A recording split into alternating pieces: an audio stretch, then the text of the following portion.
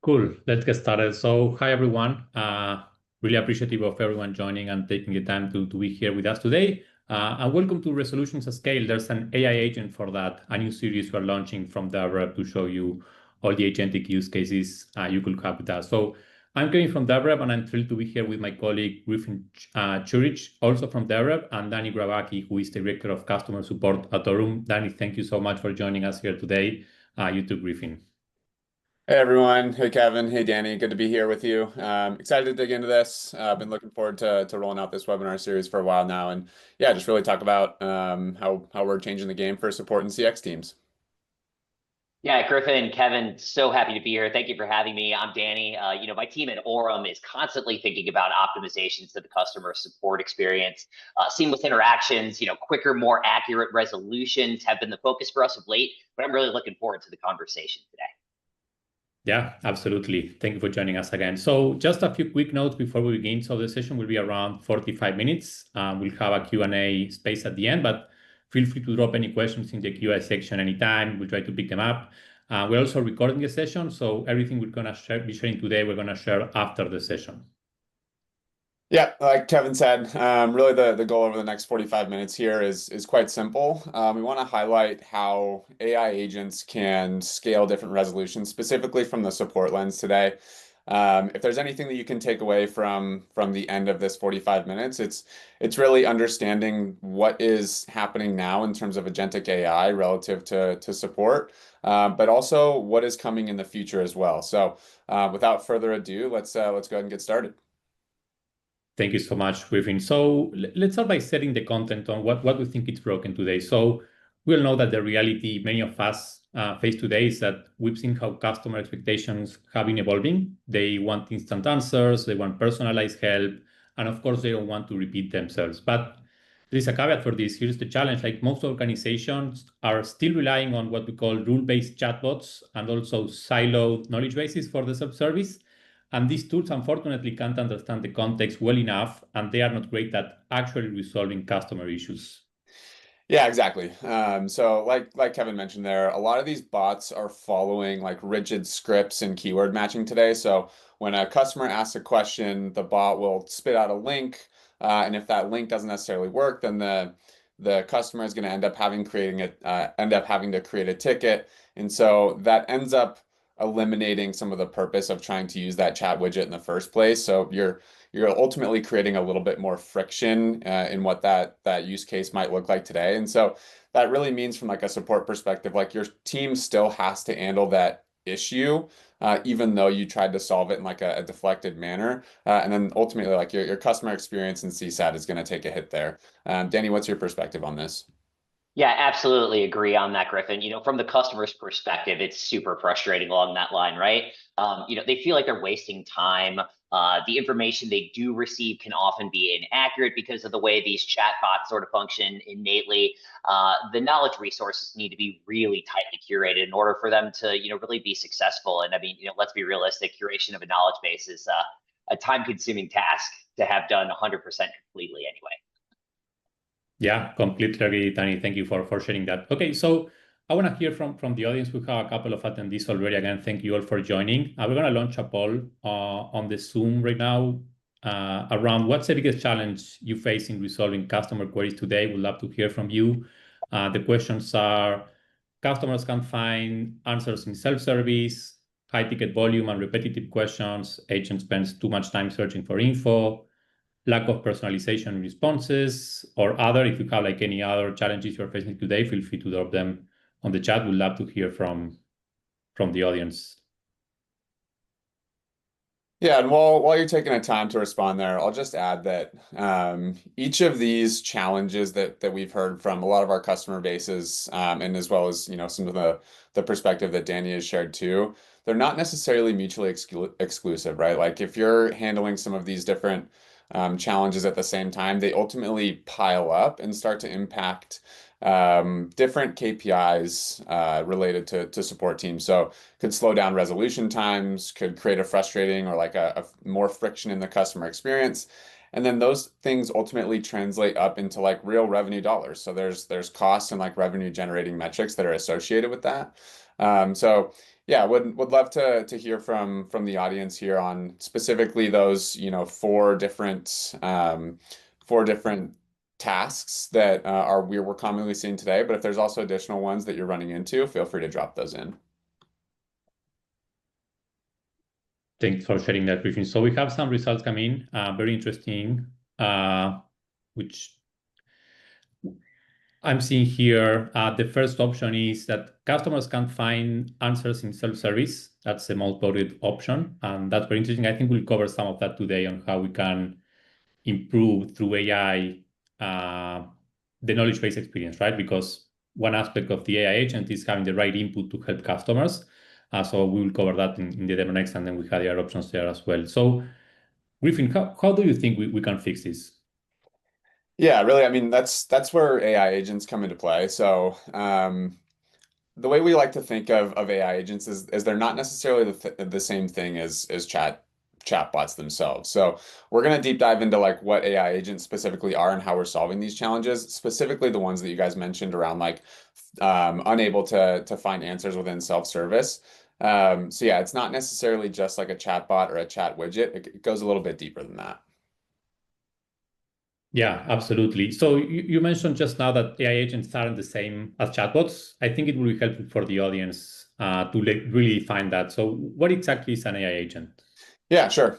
So an AI agent specifically is a digital entity that will help you get your work done faster. The way I like to think of an AI agent is essentially like an intern or a co-pilot that sits next to you during your entire workflow or like throughout your entire business day. And that person has all of the context of the historical business information. So everything from knowledge-based articles, integrations with other tools, case studies, tickets.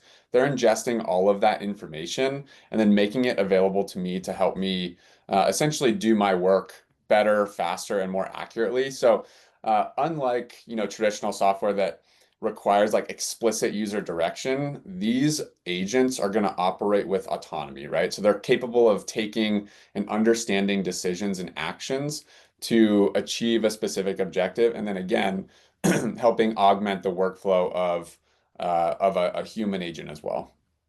Wow, that really sounds impressive, and I would say almost too good to be true. But I think when a lot of people hear AI agent, they probably think like this is just another chatbot. Danny, what do you think about that? Yeah, certainly agree. I think, we've seen in the industry that, chatbots and agentic AI have really gotten meshed together. But, it is important to call out some differences. So, in my experience, chatbots are the ones that you see following those scripts. Just, reactive, waiting for questions to be posed in a very specific way, then trying to match those questions to a script that it's been given or an FAQ or something along that line. When you take a look at AI agents, though, on the other hand, that's where I really see them being more of a proactive problem solver, really. It's like they're able to reason, adapt in real time. I see them taking like the knowledge that we've given them and actually accessibly use that across the entire system. Also, there's a component of like intelligent decision making that I think is tied into it as well. So that'd be the distinction that I'd make. But bottom line, they're really just not handing off links to the customers or people that are engaging them like a chatbot would. The AI agents are in there actively working to resolve customer challenges real time. Yeah, I think that's the key, right? Like it's that they are autonomous. They don't need to be told step by step what to do, and they figure on their own what's the best path to resolution. And if they can resolve it, of course, they escalate it to a human, and they will have the full context for the support agent to help with that. Yeah, I completely agree. So, one thing that's really important that we're kind of dancing around here in the conversation is this notion called channel switching. That's one of the biggest indicators that support leaders like me look at to determine like how effective is our support operation working. Is it user friendly? Is it streamlined? This channel switching notion, though, is a big one to keep an eye on. I feel it causes a great deal of frustration to channel switch because rarely is there perfect transference of information from the first person or entity that a customer is working with to the next person in the escalation chain that their challenge or support request gets passed off to. There's always going to be context that's going to be dropped, and rarely do we see it that information is fully accurately relayed one rep to another. This is a really big input for like an agentic AI sort of solution, because what they're capable of doing is making sure that all of those I's are dotted and T's are crossed when that information is indeed passed along. So really just at the end of the day, we see them performing seamlessly, passing the baton from one level to the next. Wow, that sounds pretty cool, Danny. And I can think really also use cases where AI agents will boost efficiency in customer success, the team I'm part of. And they can help like with everything from reducing maybe repetitive support tickets to surfacing the right customer insights at the right time for the success managers. And I would say like even they maybe proactively alert teams about risks. For example, if a customer is trying to onboard or isn't using a key features. So switching gears here a little bit. So if AI agents have to give like accurate answers, and we're like that's very important, of course, for the AI agent to work correctly, and they have to take actions autonomously. How does that happen, like behind the scenes? Like what makes an AI agent smarter than others? Yeah, great question. So this is really what I think separates DevRev from a lot of the other agentic AI platforms in the industry. So essentially, we've built our agents on top of what we call a knowledge graph. And that knowledge graph is essentially like the foundational link across all of our agentic AI use cases. What that allows us to do is build in bi-directional syncs across the different tools that you might be using. So we're able to update tickets and use cases or feature requests bi-directionally between not just DevRev and whatever tool you might be using, but inversely as well. And so the most important thing is that means our agents are always working on the most up-to-date information within a knowledge base, because it's pulling that real-time information from product teams, support teams, CRM teams, and even engineering or sales and growth teams too. So it's always giving the most up-to-date and real-time information to your agents so that they know exactly what type of information that they're working with here. Danny, I'm curious to get your thoughts on that as well. Yeah, that's the huge piece, Griffin, for sure. That real-time information flow is something that takes a rep's interaction with a customer and really changes it from something where they're running through maybe a certain set of troubleshooting steps or other things that they found on an internal or external knowledge document, and can really base it on a real-time reality of what might be going on throughout the ecosystem, right? So bottom line, like when you apply that back to customers, they not only want resolutions quickly, but they want the right answers. And if we're empowering our reps with the ability to know not only the right answer, but the real-time right answer, I think that's where the big value comes in. On the other side of things, we've seen it happen countless times with chatbots where they're just not always accurate. They're basing their knowledge off of that FAQ knowledge-based type information and are missing that realistic real-time input. And that can definitely cause some friction that's always good to avoid. Thank you so much, Danny, for sharing that. I completely agree. So I think it's time to stop talking and start showing some things. So how does all this work in practice, right? Like let's walk through some practical use cases where AI agents can really change the game in terms of customer experience. What do you think, Griffin? Yeah, absolutely. So I'm gonna actually do what Danny had mentioned earlier and channel switch a little bit here. So I'm now gonna walk through a quick demo of what some of the semantic search capabilities look like from DevRev's perspective. So what you're viewing now is a demo environment that DevRev has created to showcase some of our capabilities when it comes to deflection and leveraging our agentic AI in the real world.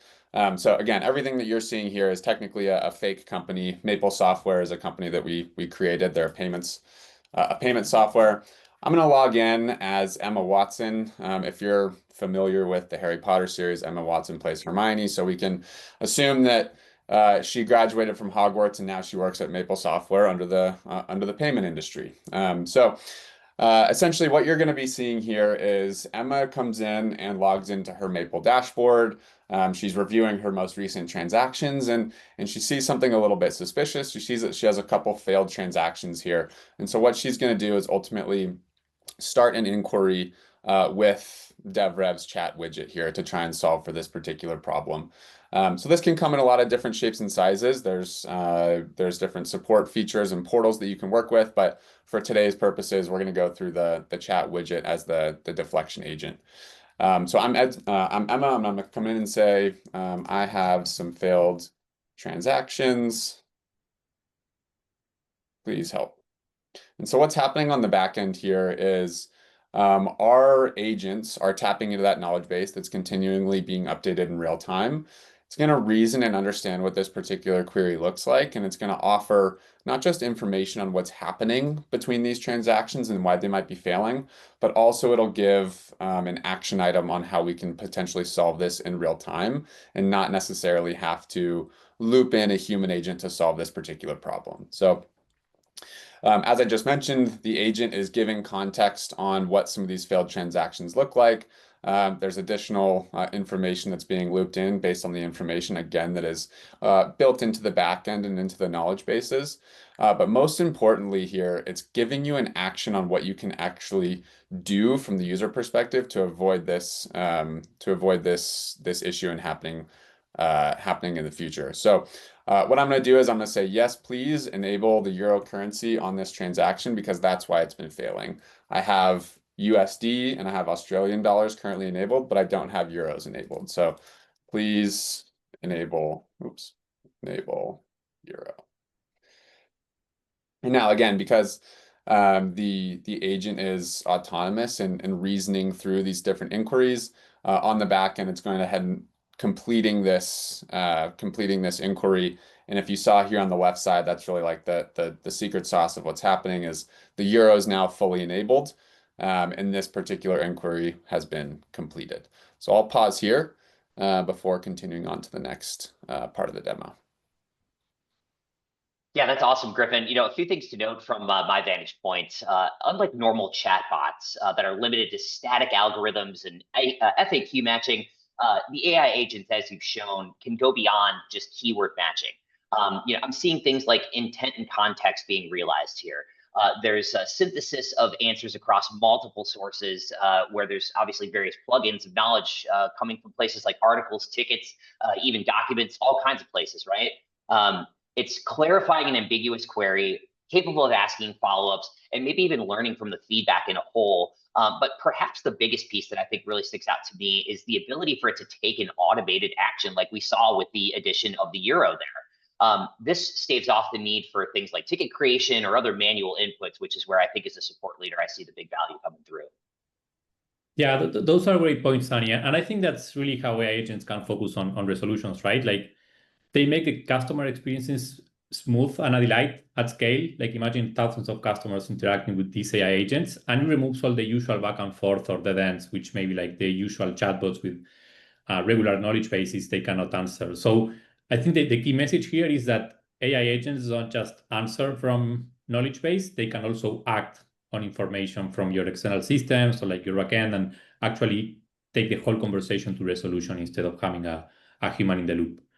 So Danny, I have a question for you, right? Like you've experimented already with some lightweight AI features at Aurum. I want to know, and I think the audience as well, what's actually been useful so far. Yeah, that's happy to comment there for sure, Kevin. Right out of the gate, I think like probably a lot of folks here, if you've been working in support or in and around the industry, I think LLMs were the general go-to there. So when I think lightweight AI, like we've been talking about here, there's been sort of this mash together of chatbot and true agentic AI, and everybody got really excited about that LLM chatbot capacity right out of the gate. Obviously, a lot of super handy inputs for completing menial tasks like knowledge article creation, process documentation and training across revenue teams, or even templatization of like customer communications, right? The wall I always seem to hit in my experience, though, was that they're all very input heavy. Those chatbots, LLMs, like difficult on the curation front, and really don't have a holistic motion away from really what we're trying to solve for here, which is those manual human activities.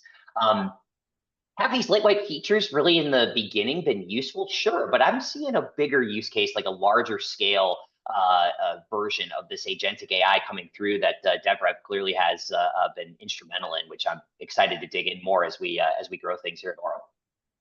Absolutely, Danny, and we're truly thankful of your partnership with us. Thank you for answering that question.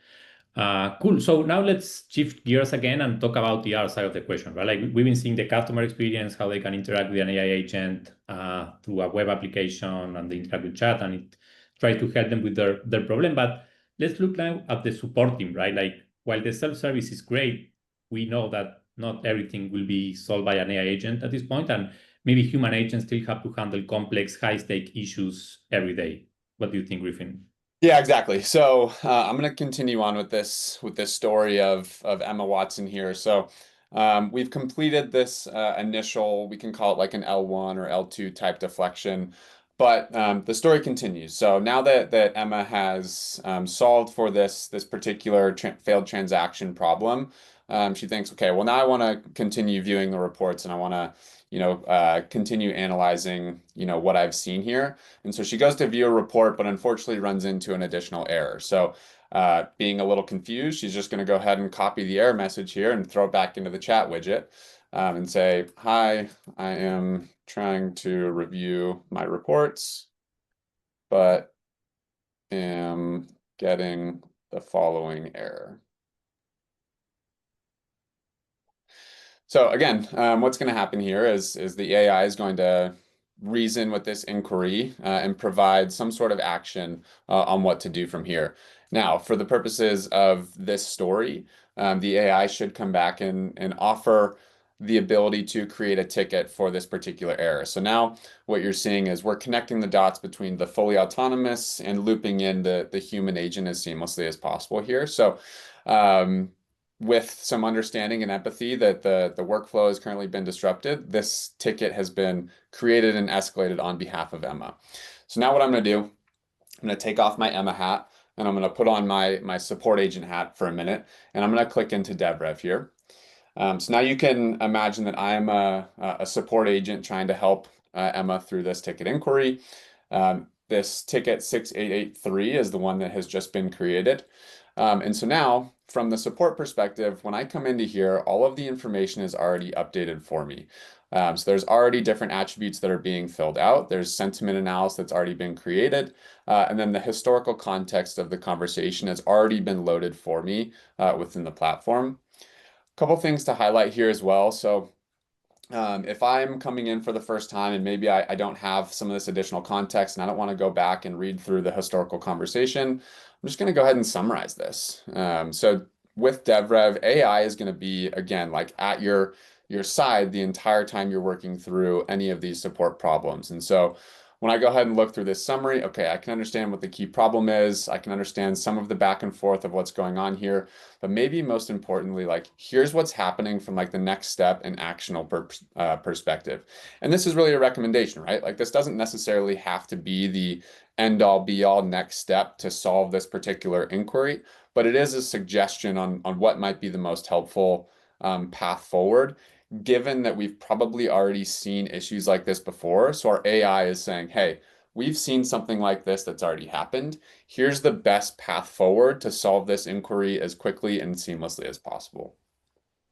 And I'd say, okay, from the support perspective, okay, this makes sense, but I'm still a little bit curious on what's going on here. So instead of asking directly within the internal channels or trying to scrape through some of the historical context, I'm just going to go into our search agent here, again, within the DevRev platform, and ask, what is the root cause of this issue?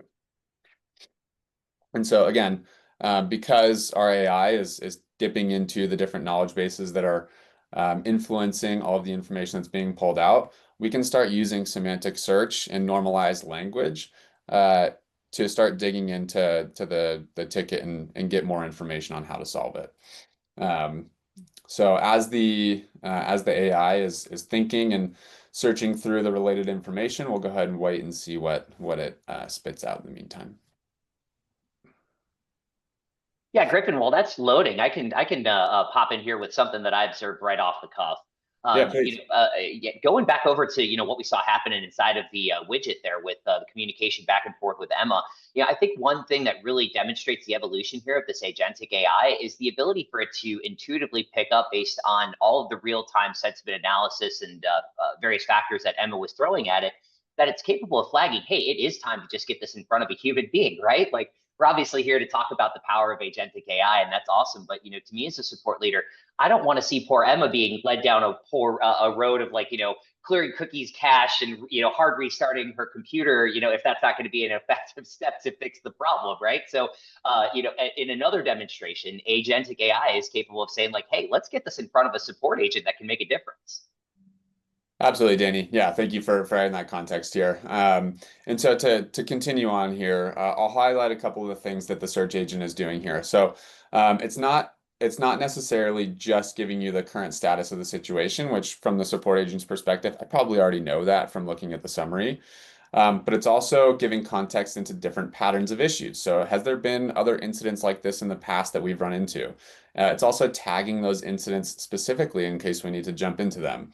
The root cause analysis, so the basis of my initial query in the first place. Again, referencing other bullet points and other incidents that we've run into, other current investigations that are active across other members of the team. So say if you're scaling out problems like this across hundreds and maybe thousands of support agents, there's going to be different investigations that are looking into a similar problem like this. And then at the end of the day, like, what does it mean if we solve this particular inquiry, right? Like, what is this actually impacting from the business perspective if we can go through and handle this particular issue? So this is a quick example of what some of those like semantic and internal search capabilities look like from the DevRev perspective. So I will end Emma's story here and we will continue on. Yeah, absolutely. And we see here the AI agents working alongside humans, right? Providing those suggestions real time for what to do, summarizing conversations. That's a super powerful one, especially when you are a rep assuming a ticket. If there was a channel switch or getting it from an agentic AI source, it's nice to be able to have those insights delivered to you super fast. Relevant knowledge coming into this, drafting responses, even taking and flagging proactive risks that could be involved, or maybe to me, even most impactfully, the analysis of the customer sentiment that you're dealing with right then. Where's Emma at from a temperature perspective, which is such a critical bit of information to give to a rep. Really, I think, when we see the addition of these type of critical inputs that can really become solid data points for reps to act off of, it does really kind of become even more of icing on the cake when I say that it's capable of actually learning from itself and improving with every interaction as well, which is just awesome to see. Yeah, no, absolutely. And since they can constantly observe and learn, and they have like this constant feeding of the knowledge graph to integration with different systems, and they can monitor the conversation between the customer and the human agents, they are learning in the background, right? Yeah, exactly. And if some of those gaps are spotted, like a missing knowledge base article or anything else that needs to be created or updated, that content on the fly, like we have the ability to do that as well. So over time, all of this information is going to continually improve your self-service resolution and reduce some of those like repeat and nascent tickets that oftentimes take a lot of the time and focus away from what is like core to a support agent's work stream. Yeah, absolutely. And I think this goes to show also, Griffin, that AI agents are not only like for the customer experience side, like customer facing, but it can also augment human support agents in their day-to-day. Like there are a lot of manual tasks maybe they are doing and they're not visible, but through AI agents internally, they can also help with automating all of those repetitive tasks like knowledge article creations. Looking at this great demo that Griffin just did, Danny, I would love to hear from you, like what are some of the workflows you will also love to automate further at Aurum, maybe with AI agents like this? Yeah, definitely. So I think it starts with deriving intelligence automatically. That's the name of the game. For example, us here at Aurum, we accelerate sales teams by empowering people to achieve more. And automated AI-driven workflows to make reps better at their craft is our secret sauce of late. Translating that notion on a company level down to what I do on the support team, sure, things like, knowledge-based curation and technical incident management would be on that list that you're asking about, Kevin. But I think the real value comes from having AI agents that are set up to actually take action. So we've got, for us, a variety of, data sources and surfaces that are giving us information on the support team. There's really a huge bit of power, I would say, in those true AI agents being able to drive towards resolutions. So really, from a broad perspective, as a support leader, this opens my mind up to all kinds of possibilities, but especially those that would give quick, automatically customized types of solutions to key areas for our reps to show off the ROI that Orem is and how we support it. The faster we can get to that ROI realization with our customers is a win across the board for everyone, and I see agentic AI as being a big piece of that puzzle. That's very insightful, Danny. Thank you for sharing that. And on that same note, like thinking more about the future, what are you hoping to unlock with agentic AI in the near term at Orem? Yeah, again, Kevin, I hate to sound like a broken record here, but for us, it just really does come down to data being such a foundational part for me to make my next comment in this sense. Data really is just a gold mine for us. It's informative to all kinds of different revenue teams, products, engineering, certainly CS and relationship management teams as well. Agentic AI for me, gives all kinds of actionable insights that I get to take cross-departmentally to other leaders. Everything from application usability friction that our users may be reporting to us in support, to things like overall health account trends that connect back to CS and relationship management sources. We use it on an even more custom level that we're building towards, which is smoothing and simplifying an incredibly complex international phone number procurement process that has to go all through all different kinds of legal standards that require documentation. It really is quite a complex task to navigate. We're already seeing some initial success with having our agentic AI involved with it. Wow, those are really some powerful ways I think AI agents can really help improve like the topic we're doing today, which is like how to improve resolutions at scale with self-service, continuous learning, and also proactive assistance. So I think, Danny, again, thank you for sharing those insights on some of the things you like to automate further.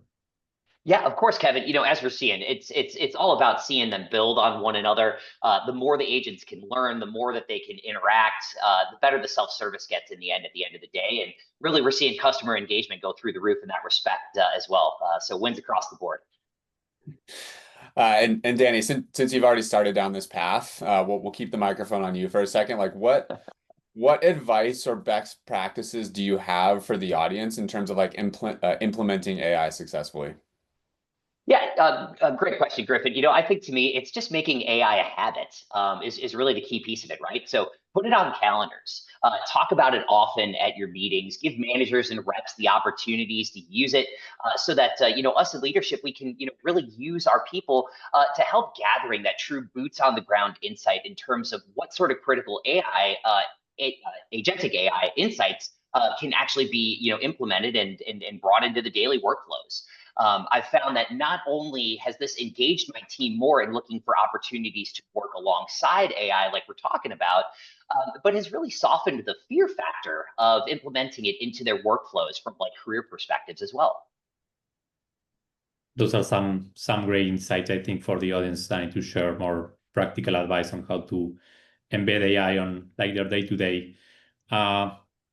Everything we see so far like is a reality, like what Griffin was showing on there and what you shared as well, Danny. But I would like for you like to put on your blue sky hat, like long-term vision hat for a minute and like ask you, where do you see AI agents going over the next few years?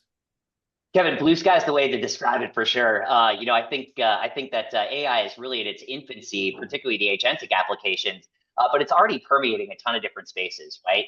So like I look back on, a 4-year career here at Orem and have seen our product grow from a dialer that's AI based and has, produced all these awesome live conversations and booked meetings to a product that now produces results while also making our main users, like our sales reps and managers stronger in their craft. And all of that has to do with the creative use of AI. So, really at the end of the day, agentic AI is absolutely at the crux of that.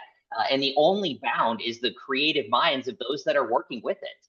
So where do I see AI in the next few years? I continue to see them filling in more and more to being role augmenters that help us make sense of all the data that's thrown at us on a daily basis. I think really the biggest piece with that is not only the ability to consolidate all of that incredible data that we can action upon, but also giving us insights for how we can take pointed actions to deliver ROI in areas critical to our customers and stakeholders. Love that, Danny. I really appreciate you sharing that. And I think Role Augmenter is a great way to see it. People don't like to do boring stuff. They want to do what gets them excited about. And I think working on the most complex cases while AI takes care of the boring stuff is really where we're headed. I think Griffin already shared a bit of that on the demo. Great. So we definitely covered a lot today from why AI agents are different than chatbots and how they can really drive business impact. But we'd love to hear from the audience, like if they have any questions for us, DevRev, or like Danny, in your experience as a support manager, and also like using DevRev as well. So I think Iberita will help me open space for Q&A, if any. Yep, we have one question coming in. How did the plug agent implement the currency configuration change within Emma's Maple instance via custom API integration? How easy is it to build this integration? Griffin, Yeah, so maybe I can start with this one, and Griffin can add on this. So we have this concept. We didn't dive too deep on the backend part of it, but we have this concept of skills with the agent. So we have the agent where you define the instructions that the agent will have, which basically is this is your role, this is how you need to behave, like you're a support agent working for Maple. These are the type of queries you help users with. And on top of that, that's like the basic prompt. On top of that, you add knowledge to it. You say, these are your knowledge sources. You say you have access to this knowledge source, like this help site, these articles and all that. And aside from that, you can also add what we call skills, which are basically workflows that are running behind. And the workflows are actions the agent can take. So one of the skills in this case was list transactions, right? So it was an API call that was running, and everything is low code. So everything like through a workflow builder where you just drag and drop the different nodes that compose that workflow. So you have an HTTP node, for example, which makes an API call, and the agent is able to call that. So we have all these concepts of skills, which are being called by the agent, and they are low code. And how easy it was to build this integration? It was straightforward. Again, we have the HTTP node, which just makes an API call on behalf of the user. Yeah, nothing to add from my perspective. I think Kevin covered all of the main topics there. But yeah, I think that the main takeaway for you there, Mark, is yeah, the implementation and actually like rollout of these things when the skills are being built in the back end is fairly simple, and again, very, very low code or no code instances. So you don't necessarily have to be a technical person to build some of these workflows and skills for your agents. The next question is, can I measure the agent's performance separately from my human agents? I want to compare the effectiveness and identify where I can optimize. I can pop in on that actually, as that's something that we're building towards here at Aurum, being DevRev customers. I think the biggest thing that I cue in on when I'm wanting to take those actual actions is just sort of comes down to the individual configuration that's out there. So you have the ability to parse out like conversation threads that have been taken by various sources, be it human or by the bot, and then measure that from separate sources, such as conversations that were taken on by actual humans, or maybe even tickets that were worked, or issues, that sort of a thing. So it does, for me, become pretty easy to parse out the two different interactions. And then I think on top of it too, another big piece of the DevRev AI that's powerful is this Q&A section where I can have administrators from my department go back and actually take a look at some of these responses that were given by the AI to add further feedback to making them even more correct. So layers upon layers of awesome from an administrative point. And I didn't see you ask the question specifically there, so I apologize. I can't address you by name, but definitely a pretty strong ability to be able to parse out those answers. Cool. Awesome. Thank you, Danny. And it looks like there's one more question coming from the chat. I think, yeah, we have time for one more here. So do DevRev agents have capabilities right now to talk to the code bases or databases or API logs in Elasticsearch, et cetera, during the course of the investigation? Maybe Kevin, I'll pass that one to you. Yeah, no, absolutely. So I think that the most important concept here, Vinod, thank you for the question. First is that DevRev is a platform and you can build on top of it whatever you want. We have snappings, we have workflows, we have agents. So definitely, yeah, an agent can have capability right now to talk to the code base or databases. We actually have internally something we're working on is like an on-call agent which basically looks to Datadog logs and detects if there is an incident based on like some parameters you configure, and it will create an incident automatically based on those logs. It will also look through the code base to suggest who the owner of that incident should be based on who made the latest PR or who's the owner of the repo. So that's one example where an on-call agent can look through Datadog logs, code base, and create incident based on that. But nothing stops you from doing something similar customer facing, where you add skills to an agent where the customer has with an issue, then the agent has the skills to look through Datadog or the code base again to try to solve that issue for the customer. So we're super flexible in that regard to help build that. Yeah, and looks like one more question just came in here as well. Also worth noting for any attendees that joined a couple minutes after we started, the session will be recorded and we'll be sending it out afterwards as well. So one more question here. How do you handle providing the agent with authorization to perform actions based on the role/authorization level of the individual that the agent is interacting with? Again, Kevin, maybe you'd be best suited to answer this one. The authorization piece? Yes. Yeah. So basically, every time it will depend a little bit on the implementation, but in the case of Maple, we were authenticating the user, so we knew who Emma Watson was based on the off-token authentication. We were just creating a token for that person. We were saying, this is Emma Watson. And this authentication can also authenticate the user as it is coming from Salesforce. So you might have like some enriched data from Emma Watson that is coming from Salesforce. So you know like the user type or like the tier of that customer or things like that. And then you can create different roles within DevRev that base, for example, for these tier 3 contacts, this is the access they have to. And it can be, I don't know, they have only access to a specific set of articles, or we can route a specific agent to that user that can only take a specific set of skills, for example. So there are multiple ways we can solve like the data aspect or the permissions aspect, but having everything in DevRev through different sources and then again through workflows and segmentation of those users, we could achieve, that specific experience you want for the user.